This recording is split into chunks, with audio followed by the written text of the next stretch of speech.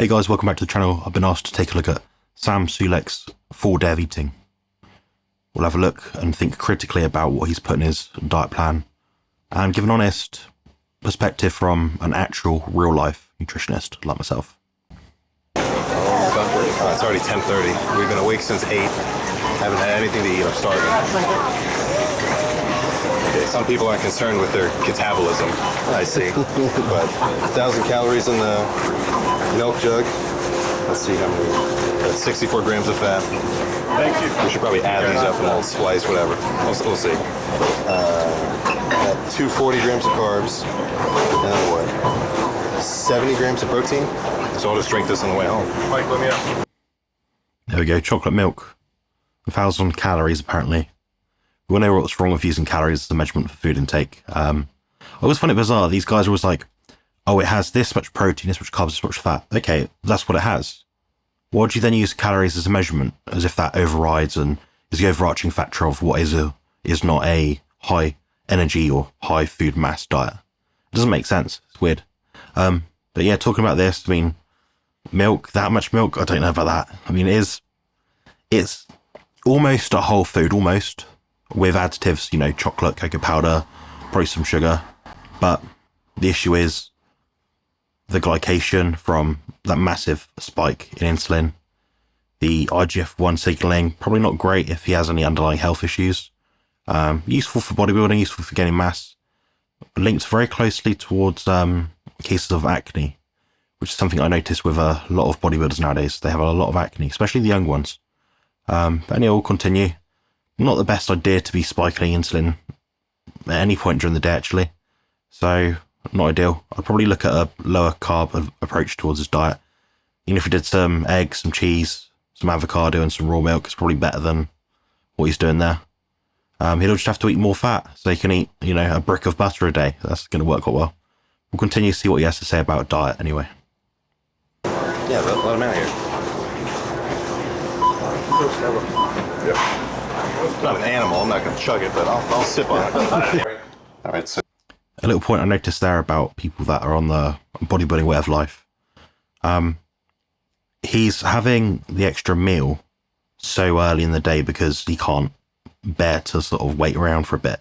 He's not fat adapted, which I think is a useful tool for people that are bodybuilding. I mean, how many times have I been to an expo in the past where there's been no food, you know, just relying on like free samples of protein bars and protein powders and little drinks and things? I would have been better off just being fat adapted on a carnivore or ketogenic diet than being able to just cruise through, then eat a bit more later in the day. It'd be so much easier, and it'll be possible. It has been done, or I have done it myself, so I can speak from experience as someone that is the same muscular size of this gentleman. It can be achieved. He's taking a route which is obviously contraindicated. I think he knows that. I think he kind of plays in it a little bit for a bit of humour, but I believe he's being authentic, which is fair enough. You know, what can you say? A guy's saying, well, this is what I eat. A lot of them out there will lie and say, oh, I eat chicken, broccoli and rice 6 meals a day. That's not the reality, guys. It's not the truth. Most of them are eating a jar of peanut butter each night and getting away with it, and they think it's good healthy fats, which we know it's not because of the seed oils and all the other sort of additives are added to it, full of lectins, perhaps oxalates, things like that. But these guys wouldn't know about that. They wouldn't know because they're not well versed in nutrition. They're just told what to do, and they reaffirm what people have been doing for decades, which is part of the problem with the nutrition dogma in terms of the bodybuilding realm as of right now. So the quart of chocolate milk is clearly empty. It's been about, I don't know, an hour-ish since then. So what time do you think we're going to lift? Whatever you want, Sam. You can go after this meal or the next. Yeah, probably after this one's fine. There'll be enough carbs. Usually I like, I don't know, maybe if I'm trying to gain weight, I want to be really full. I'd say at least like 300-400 carbs. Guys, can you tell if that's food or not? It's a box with a face on it. A little marketing hack that the food manufacturers make is to put faces on cereal boxes because they're almost at eye level with little children, you know? So it makes it more relatable. Oh, that little box looks happy. It's colourful, it's bright. It looks exciting. Let's have a look at that. Mum, can I have this cereal? It's kids' food, essentially, if you're going to say anything. But even then, it's not even real food because it's processed, refined, and nutrient void. In fact, it's so nutrient void that foods like this have to be fortified, which means what they'll do is your food manufacturers will actually put in suboptimal versions of certain vitamins and minerals in order for them to be able to put it on the label and say, oh, it's got your I don't know, vitamin C, iron, folate, minerals, this, that, and the other. But they don't specify very often which ones they are, which means they could be very weak variations of them. We know that whole food source is always going to be better for you in terms of long-term health outcomes because it has all the cofactors and your body's designed to deal with it. This food is not designed to be dealt with. I may skip through this video a little bit just to get through the random chats, but I'm going to be as wholesome and fulfilling as I can in terms of critiquing his diet. Before I'd want to lift. Really? Yeah. Holy shit. Like, usually when I'm working, right, I'm up at like done. Oh, so you got... I Okay, guess so I'm when you just- say I like to get 400 grams in before I train, you don't mean the pre-meal, you mean total before Yeah, I just train. like total. Yeah. So you get 240 there, so you need another 150 here is what you're trying to get? Yeah, but I'm not really like that. You just pour it out and see. Sorry, you had a liter of chocolate milk? Yes. About that. I guess I'm just used to I it. guess so. On a side note, I'm so glad he puts the cereal in before the milk. That's the way you should do it, to be honest. It's the only way to know that you get enough milk. Otherwise, you just end up with, the wrong amount of cereal because, it's a more nutrient-dense thing. Well, in terms of like food, energy anyway. So yeah, a bit bizarre. Just looking at that bowl, that reminds me so much of what I used to do. I used to do that same concoction, but with almond milk and protein powder, mixed in, made a paste. Then I'd add in things like this just to sort of spice it up a little bit. So I might sometimes add like some little chocolate pieces or some fruit pastels. Sounds weird.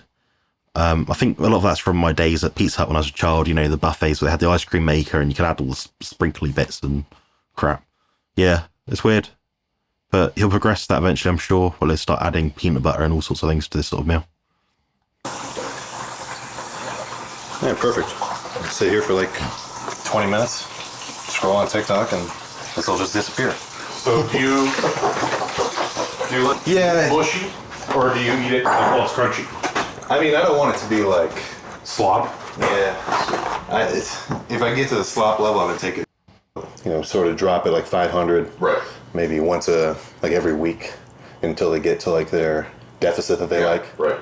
I just kind of want to jump right into it. Yeah, really.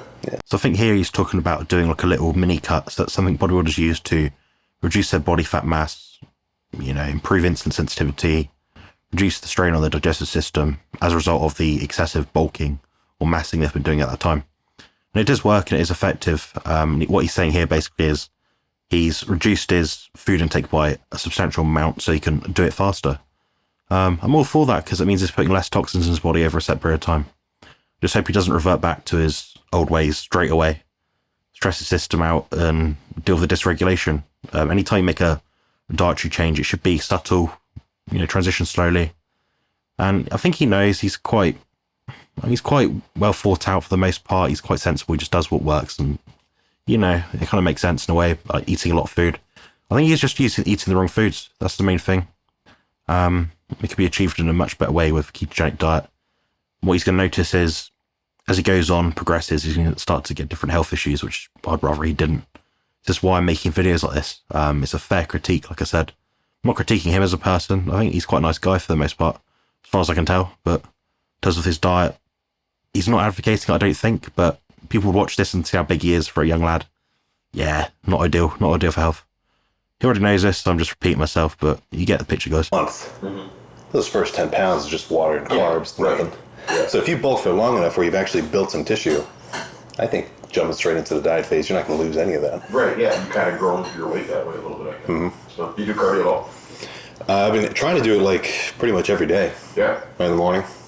Just 30 minutes on the... That's the thing about bodybuilders nowadays, guys, is they have to do cardio, otherwise they just end up getting ill. Their body and the heart can't keep up the strain of the weight that they're gaining. So they have to put more stress in their body to stimulate that adaptive response in their heart to deal with the strain from the training. And it can be done much more incrementally. I think these guys often throw everything at the wall and hope something sticks, which is a bad approach. At the end of the day, this guy, I don't know how old he is, maybe early 20s. He's going to be bodybuilding for a long time if he wants to achieve something. If that is his goal, I'd assume so. And he needs to understand, you just add these things in slowly but surely, then take this away, then add this in, but do things very slowly, so you don't get the same bad effect that a lot of people seem to get. I know lots of people out there that are doing all this strenuous cardio, they're doing hours and hours each week and think, oh, I'm not getting leaner. Okay, I'm going to do 2 hours each day. Well, that's not the best way to do it. Your metabolism down regulates. That's not the best way to do it. Then you feel sluggish, your training goes to crap. Mitochondria stop working as effectively because you end up putting junk food in to kind of add to your diet from the binging, if that makes sense. So you'll be binging more often because you're in such a steep food deficit, because you're under so much stress.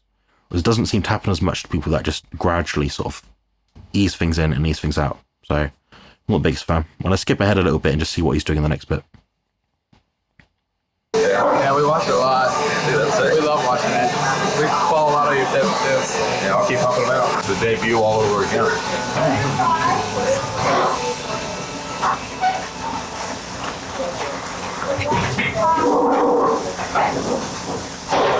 I have a lot of meals to catch up on. This is what meal Tuesday, is it? I'm pretty good. I'm more than halfway done for the day. So what time is it now? 10-ish? Yeah.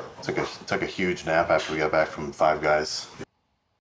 So I imagine we had 1 or 2 double cheeseburgers and I want to say Coke, maybe something like that, I don't know.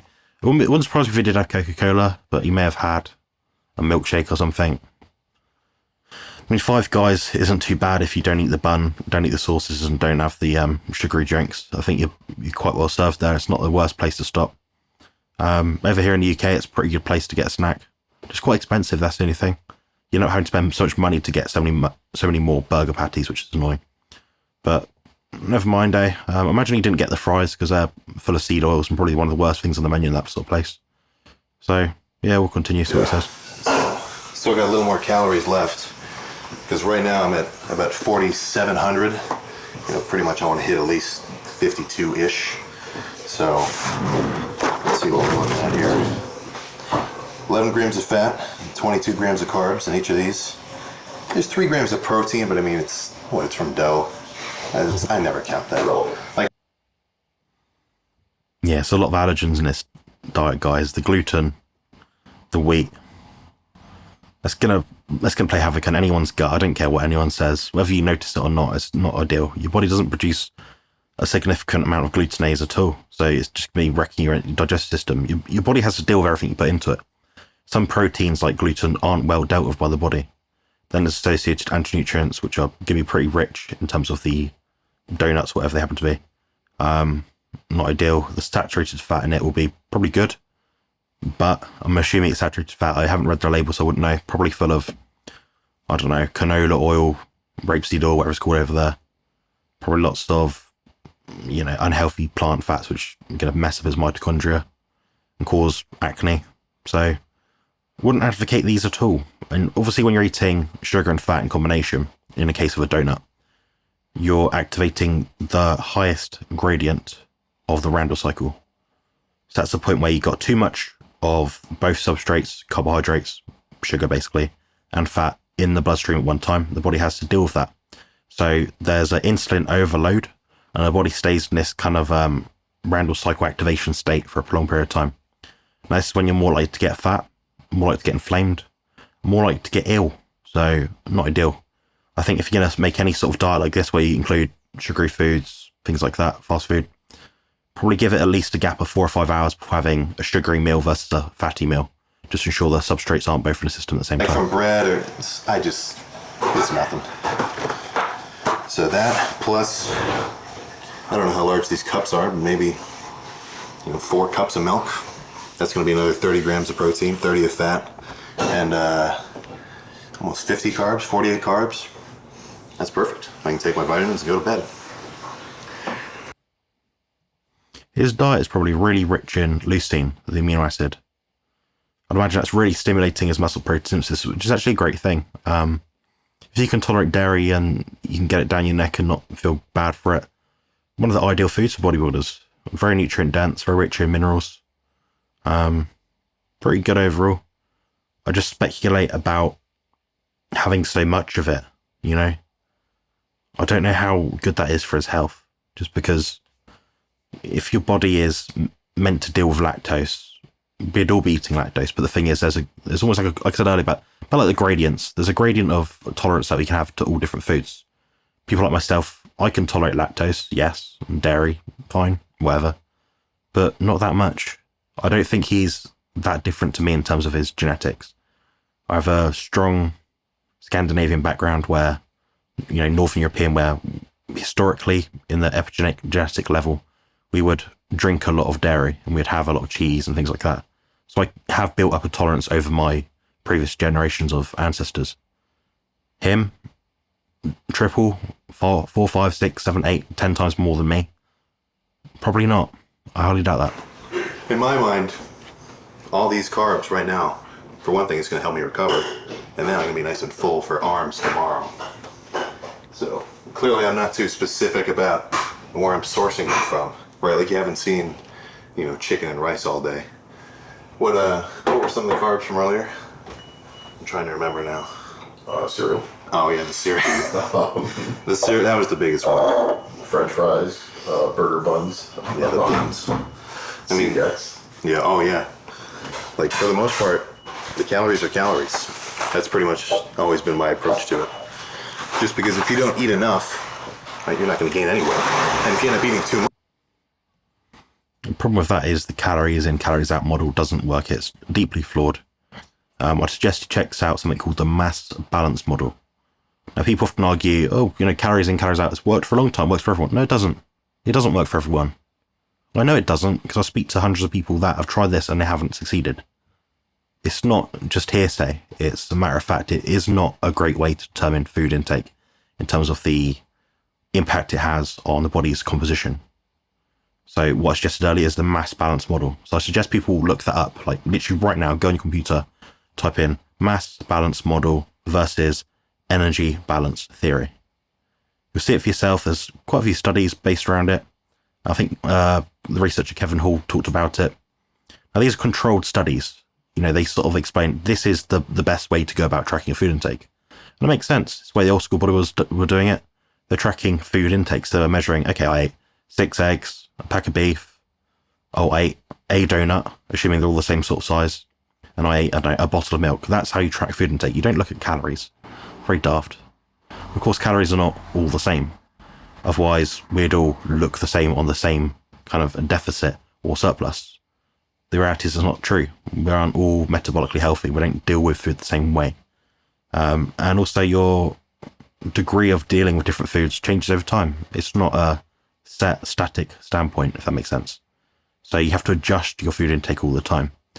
Now, a good way to go about doing that is to listen to hunger signals. Problem with the carbohydrates, activated around the cycle, is they dysregulate leptin and ghrelin within your body. So you don't know when you are actually hungry for food or not. They just always stimulate appetite. So carbs, great for gaining weight. Gaining muscle, though, not any bit better than just eating protein and fat. Not one slight bit better. The only benefit I've noticed where I've included carbs through dairy, raw milk, things like that, is that it's given a slight bump in insulin, which meant I've been able to increase my appetite for more meals throughout the day. But that's pretty much the only instance where I'd say carbohydrates are useful for muscle building. You can achieve the same thing with protein, but protein does digest quite slowly, so it's a bit more of an impact on the digestive system. So it could be worse. You just weigh it out for yourself. That's not a recommendation, guys. You just do what you can, see what happens. Just try to focus on health amidst all this sort of muscle building sort of stuff. You'll never lose weight. So first and foremost, right, I find the most important thing is just the volume of food that you're taking in every day. Now, getting into more specifics of like micronutrients or whatever, I've always kind of been under the idea that taking a multivitamin is at least approaching a level of equivalency to getting a very well balanced diet with all your potassium and electrolytes and whatnot. The problem with that is a multivitamin won't contain any potassium or electrolytes. It'll contain vitamins. I think he just had a slip on words there, but yeah, to get enough minerals in your diet, especially when your diet is very high, at least in producing insulin from the body because of all the sugar, you're going to struggle to regulate your electrolyte balance. You have to put more in to plug that hole, essentially. So he's going to probably end up taking more mineral supplements to deal with electrolyte issues that he's probably going to have. Which is a shame, really, because it's another expense. It's another way for him to spend money, which he shouldn't have to. He's a young guy, you know. He's not much younger than me. Maybe 4 or 5 years younger than me, I'd guess. He doesn't need all this extra junk food that's probably really expensive. You know, I couldn't afford that. I can't afford that sort of food now. I couldn't afford a flipping donut. Those donuts over here, guys, are like £1.50, £2 each. I could literally make a meal for that much money in most cases. You know, I'd much rather spend money that way. Yeah, we'll see. We'll see what else he says. I'm sure it's not exactly the same, but, 5,000 calories worth of chicken and rice may be a bit more time consuming to prepare rather than, simpler stuff like this for me. But after this, I'll just take my vitamins. And then after this... Touching on the point, like, time consuming, on carnivore diet, you end up eating less meals anyway because your appetite's more regulated. It's easier to prepare as well. How hard is it just to put a steak in the air fryer? How hard is it to scramble some eggs? It takes minutes. You can have a meal ready for you right in front of you within 10 minutes.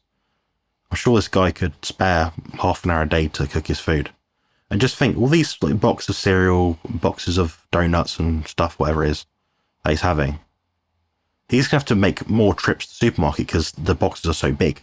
There's no way he's going to be carrying 20 boxes in his rucksack or whatever, or if he drives something, get in the car, pack it in there. He's going to have to go back so frequently.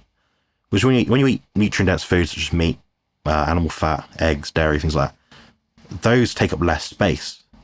So it's actually more efficient for your time.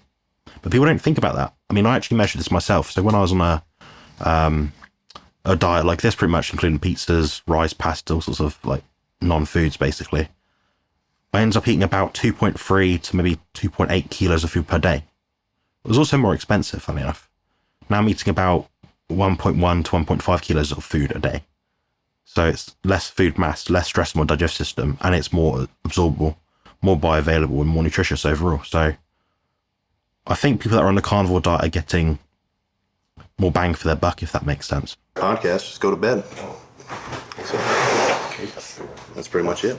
How many donuts are you eating? I think 4. I got 4 on mine. Okay, I'll eat the other 2. He's there for you. I'm there for you, brother. I don't need you any. How much milk? I'll probably do 4 cups. 4 cups. That's many- like 2 cups Yeah, right now. this is 2 here. Oh, I can't drink 2 fucking glasses of that shit. I might I'm just gonna do Actually, 2 will be good. I'm gonna do 2 cups of milk and a scoop of ISO H1 Don't do the milk, please. because I would have to do the other 2 milk. No, this lactate doesn't fuck with me, man. It was good. lactate, that's right. Yeah. I'll be willing to bet, if it's quite late there, it looks quite dark outside. I don't know, I'm just guessing. He probably wakes up in the middle of the night 2 or 3 times, goes for a wee. I bet that really disturbs his sleep. And I bet in that time he's also checking his phone, his Instagram, his YouTube, whatever. I'm guilty of doing that myself, to be honest. But I hope you get the picture here. His diet, lifestyle doesn't align well. It's not optimal for health. And he's probably pushing the limit in terms of what he can achieve right now. All this stress in his body, it's a lot of tax to his heart. It's a stress to the body to tax your heart in this way. Eating so much food, trying to gain so much weight and lose so much weight. It's not the best way of doing it. But yeah, I'll leave it at that, guys. Thanks very much for watching. Remember to like, comment, subscribe, and I'll see you guys next time. Thank you.